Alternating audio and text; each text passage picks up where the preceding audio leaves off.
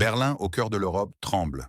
Une décision politique murmurée en coulisses est sur le point de redessiner l'avenir d'une nation entière, menaçant de faire basculer l'équilibre déjà précaire de tout un continent.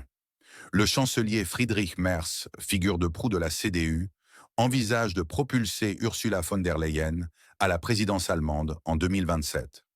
Le plus haut poste du pays, institution symbolique de l'unité et de la stabilité, serait offert à une personnalité accablée par les scandales, les échecs retentissants et les bouleversements migratoires qu'elle incarne. C'est une réalité glaçante qui se profile à l'horizon politique allemand.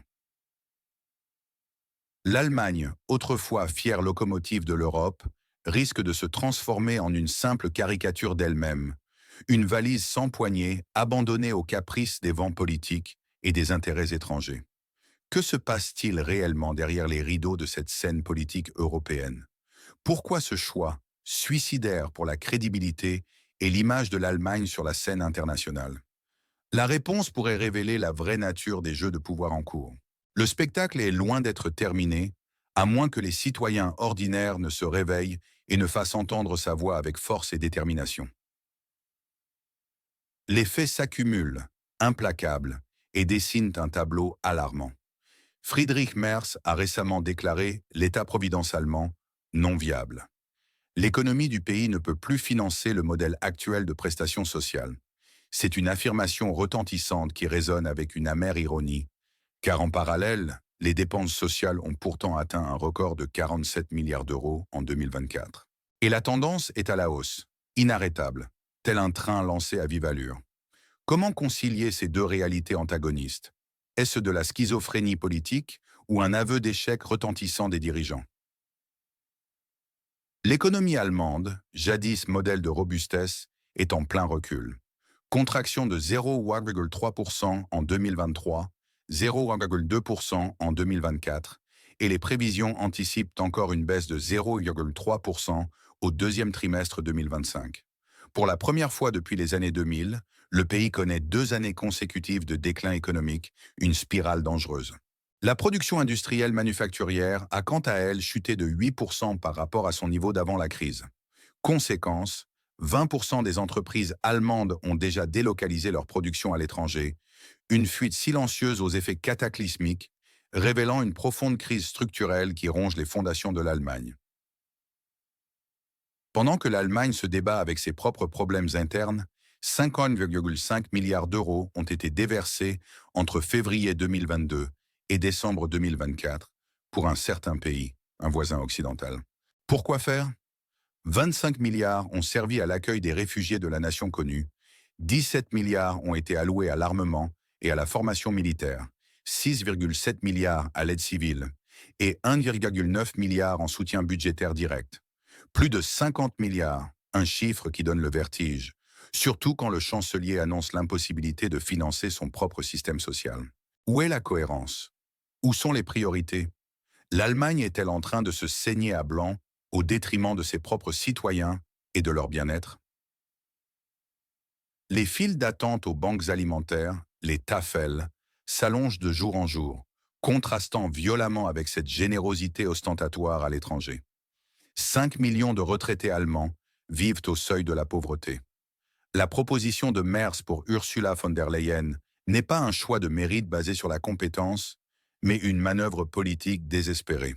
Il craint un retour inattendu d'Angela Merkel sur la scène politique, craignant que les Verts ne la proposent eux-mêmes et ne lui ravissent en sa place. La politique allemande est devenue un véritable théâtre d'ombre, une farce tragique. Ces manœuvres politiques cyniques et ces chiffres alarmants impactent votre quotidien, votre portefeuille, vos perspectives d'emploi et, in fine, l'avenir de vos enfants. Si l'Allemagne, traditionnellement le moteur économique et le pilier de stabilité de l'Europe, s'essouffle, s'effondre, c'est toute l'Union européenne qui en subira les contre-coups, tel un domino dont la chute entraînerait tout le reste. Les usines qui ferment leurs portes, des géants comme BASF, Volkswagen ou Siemens, ne délocalisent pas seulement des emplois à l'étranger. Elles déchirent le tissu industriel, social et économique du pays, laissant des villes entières exsangues. 20% des entreprises allemandes ont déjà plié bagages, cherchant des cieux plus cléments, des conditions moins hostiles. C'est une hémorragie silencieuse, mais dévastatrice pour des millions de familles. Bientôt, vos produits seront plus chers, vos emplois moins sûrs, et la compétitivité européenne réduite à néant. L'énergie coûte déjà 3 fois plus cher pour les entreprises allemandes qu'aux États-Unis. Comment survivre et prospérer dans ces conditions suicidaires? La déclaration de Merz sur l'État-providence non viable est une bombe à retardement pour les pensions de nos aînés, pour la qualité de nos soins de santé, pour le futur de notre éducation. 47 milliards d'euros de prestations sociales, un record, tandis que l'économie s'écroule et que les services publics se dégradent à vue d'œil. 5 millions de retraités allemands vivent déjà sous le seuil de pauvreté, contraints parfois de travailler pour boucler leur fin de mois ou de faire la queue aux banques alimentaires. Pendant ce temps, des dizaines de milliards s'envolent pour la nation connue, un pays étranger. Une aide massive, certes, mais à quel prix pour les contribuables allemands, pour leur sécurité sociale, pour leur avenir? 25 000 enseignants manquent cruellement dans les écoles du pays et les hôpitaux manquent désespérément de personnel. Les services publics souffrent, les citoyens trinquent et se serrent la ceinture. Le Green Deal européen, censé sauver la planète, se transforme sous nos yeux en un véritable cimetière pour l'industrie, une colonne de statistiques plaintives et désespérées. Est-ce un avenir durable ou d'une ruine programmée avec cynisme? L'Allemagne perd sa crédibilité internationale et sa souveraineté nationale, se transformant, comme le disent certains observateurs amers et désabusés, en une caricature d'elle-même. La montée de l'extrémisme, avec l'AfD dépassant la CDU-CSU en popularité, est le symptôme de cette déconnexion abyssale entre les élites dirigeantes et les préoccupations fondamentales, vitales des citoyens. Alors, quelle est la véritable histoire, les motivations cachées derrière ce cabaret politique allemand? Officiellement, Friedrich Merz, avec un air contraint et embarrassé, reconnaît l'existence d'une crise structurelle. Mais il se garde bien d'en admettre les causes profondes et les responsabilités claires. La version officielle minimise l'impact désastreux du rejet brutal et idéologique du gaz russe, l'effet dévastateur des tarifs américains, ou encore les conséquences des accords commerciaux asymétriques et injustes. Ursula von der Leyen a défendu son accord commercial avec les États-Unis en déclarant que l'accord est fort, même s'il n'est pas idéal, et il aide à éviter une guerre commerciale avec les États-Unis. Une justification qui masque mal une amère vérité et un renoncement stratégique. Pourtant, des figures respectées comme Joseph Borrell et l'ancienne ministre autrichienne Karin Kneißl dénoncent ce qu'elle qualifie de capitulation de l'Europe face aux États-Unis, citant notamment les 15% de tarifs douaniers imposés à l'Europe, un véritable fardeau. Une capitulation qui se paie et qui coûte très cher aux entreprises européennes déjà fragilisées. L'Europe, une valise sans poignée pour Washington, dont elle est devenue dépendante, c'est l'image que certains observateurs ont en tête, et elle est glaçante. Mais en coulisses, les experts et les initiés murmurent une autre version, plus sombre, plus cynique et sans concession. La proposition de Merz pour von der Leyen serait avant tout une manœuvre tactique désespérée, bien loin de tout mérite ou de toute vision éclairée pour le pays. Une peur panique, celle du retour inattendu d'Angela Merkel sur la scène politique. Merz craindrait, à raison, que les Verts ne proposent l'ancienne chancelière pour le poste, lui coupant l'herbe sous le pied et brisant ses ambitions. C'est une politique motivée par la peur du rival, non par la vision stratégique et le bien de l'Allemagne. Les élites politiques allemandes, selon cette version accablante, seraient complètement déconnectées, vivant dans une autre réalité que celle des millions de citoyens ordinaires qui peinent à joindre les deux bouts et à assurer leur subsistance. L'idée d'une immunité spéciale pour les personnes portant le nom von der Leyen dans la politique allemande alimente les théories les plus sombres et les suspicions. Les scandales se succèdent, des correspondances disparues avec Pfizer et des contractants familiaux au contrat mirobolant de 35 milliards d'euros avec Pfizer, sans qu'aucune conséquence réelle ne semble jamais être tirée. Un sentiment d'impunité délibérée qui révolte et indigne. Le financement généreux de prétendues valeurs européennes est également perçu comme une façade. une méthode pour drainer les ressources financières de l'Allemagne au profit d'intérêts étrangers et pour la nation connue, affaiblissant ainsi délibérément l'Europe au bénéfice des États-Unis. Est-ce un suicide orchestré de l'intérieur, au nom d'une idéologie dogmatique et destructrice? Les motivations des acteurs clés sont complexes, mais souvent claires et égoïstes.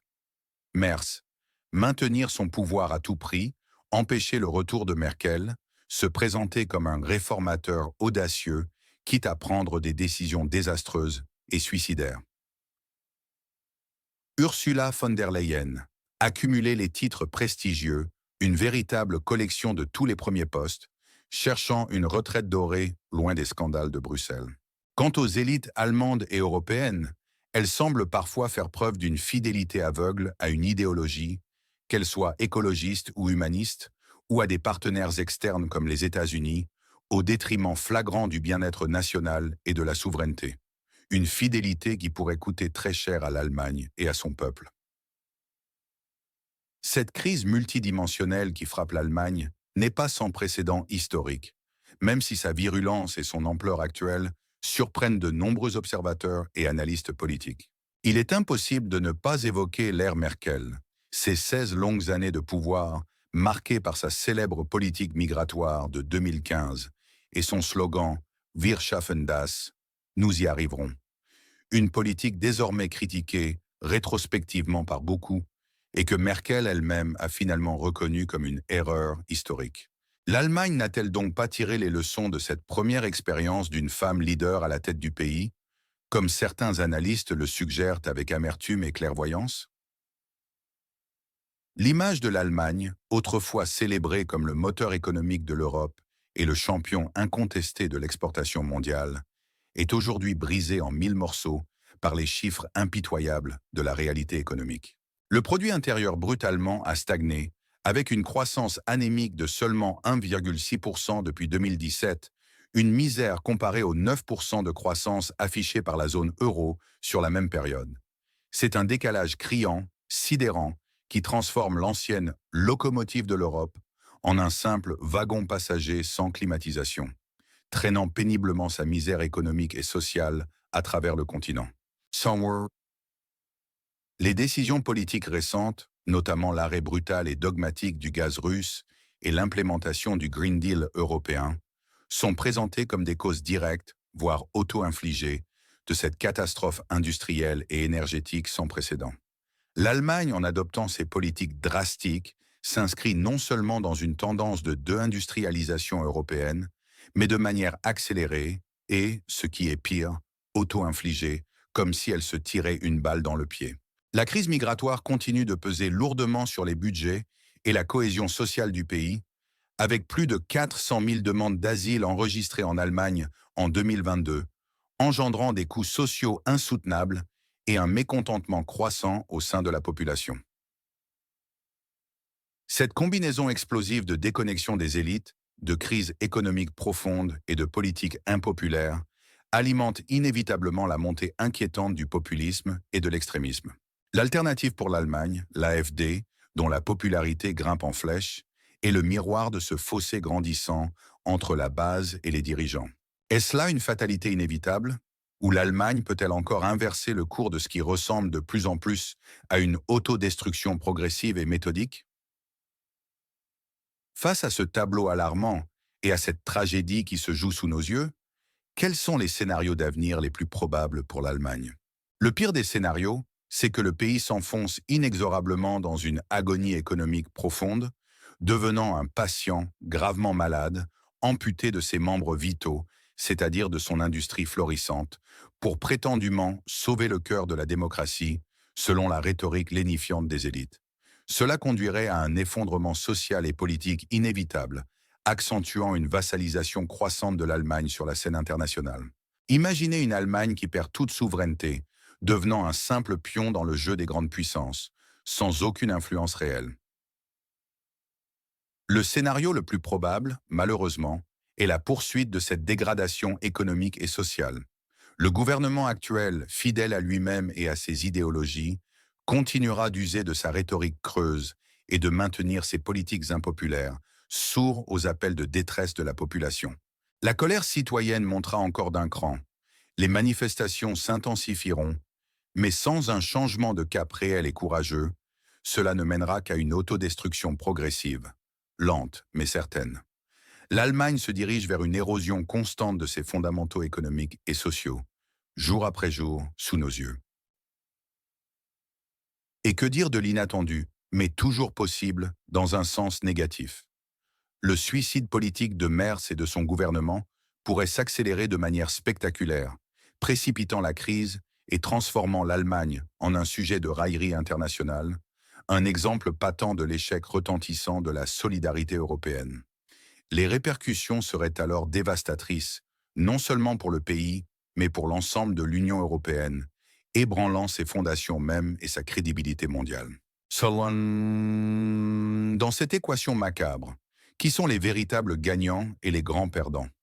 Les États-Unis semblent incontestablement tirer leur épingle du jeu, bénéficiant d'une énergie chère vendue à l'Europe, d'un accès privilégié au marché européen et de dépenses de défense allemandes accrues, comme l'exige Donald Trump.